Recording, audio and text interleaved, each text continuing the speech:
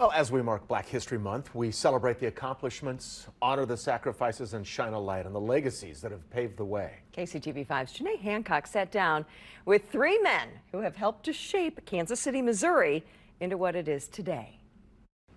Emmanuel Cleaver, Sly James, and Quentin Lucas, the three black mayors of Kansas City. For the first time ever, in an exclusive interview with KCTV5, the former mayors share the significance of keeping their legacies alive. You're watching KCTV, Kansas City's television. It was more than just a ceremony, it was history in the making. I could not even believe I'd see a black mayor in this town. What seemed to be a once-in-a-lifetime occasion has now been normalized.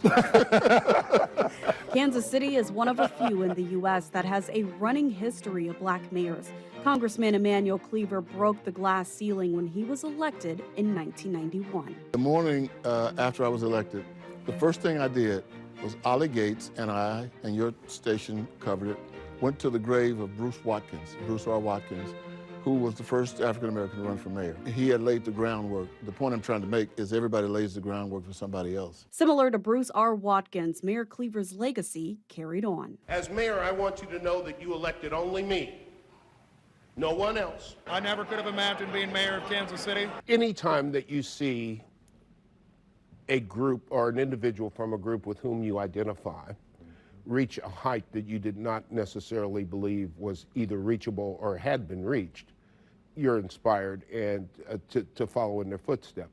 When you need me, if you need me, you call and I'll answer.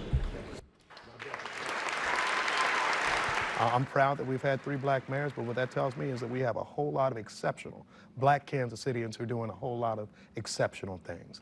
But even the most exceptional have to overcome challenges. For Mayor Cleaver, a moment he'll never forget is the chaos following the Rodney King beating.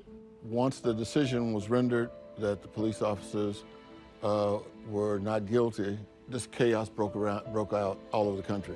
A group of people were gathering in Brush Creek, and they were getting ready to march on the plaza. I essentially said, you know, please don't do this. Reverend Fuzzy Thompson stood up and he said, this is gonna hurt the mayor. Don't do it. Anyway, and so it stopped.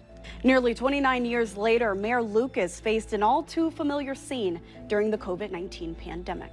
The deaths that we saw, the protests that we saw during that time, that made for a very challenging time for Kansas City and a challenging time in this position. And in their positions, the three black mayors have created an impact that will forever be felt in Kansas City.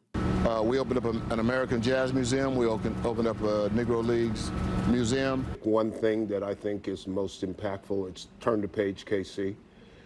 And that's primarily because it has the ability to affect the lives of children who otherwise might not be able to break themselves of the cycle of poverty and undereducation. You don't get World Cup 2026 without a new KCI terminal.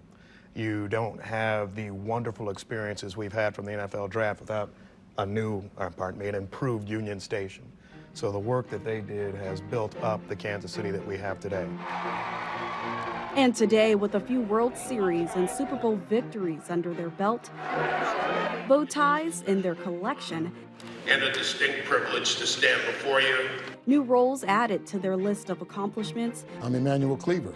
and a few jokes later. With your answers, if you man. can. I'm always brief. These two. You got lawyers, a preacher, it's going to be something. The black mayors of Kansas City hope they're not the last. You got to see it to be it. African Americans only make up 3.8% of mayors here in the U.S., but the groundwork has been laid here in Kansas City. You can watch the full interview with Mayor Cleaver, Mayor James, and Mayor Lucas on our website, kctv5.com. Here in studio, Janae Hancock, KCTV5 News. And we do want to let you know that these interviews were conducted before last week's shooting outside of Union Station.